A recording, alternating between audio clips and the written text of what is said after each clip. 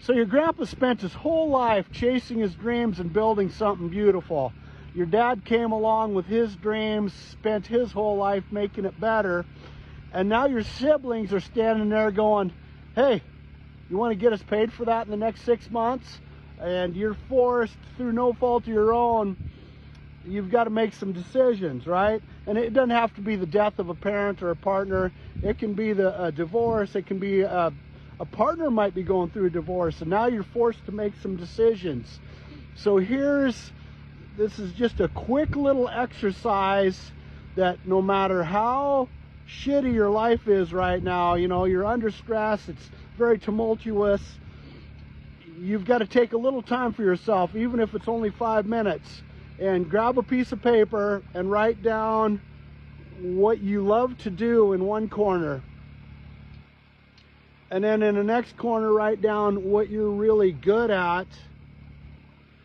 In the bottom corner, write down, you know, what you're not very good at, but it makes you the most money. And then in the bottom corner, write down, this is what I don't like to do, and this doesn't make me any money.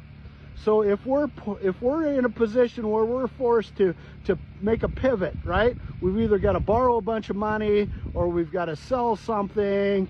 You know, we've got to make some, we've got to make some decisions.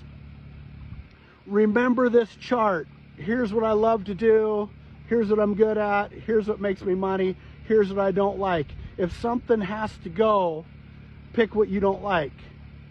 You know, if you love the land and you love sitting on a tractor, and, you know, a herd of cattle isn't your thing, remember that before you borrow $1 million to keep that herd of cattle, or before you sell a segment, remember what you love to do, what you're good at, what you make money at, and remember what you're not good at and you don't make money at. And keep that in mind. So if you have to make a change, guide yourself towards what you like to do, what you're good at. And you know, if you got a gun to your head and you got to say a portion of my operation has to go, you know, lean towards the thing you have no passion for, because there's not enough money in cattle, right? Cattle's a 7-day-a-week proposition. So if you don't have passion for it, you know, that's something you want to do. Myself, I'm not an equipment guy. That'd be an easy one for me. You know, the cows don't care whether I buy the feed, have it put up by a custom farmer, or whether I put it up myself. They just want the feed. They don't give a shit.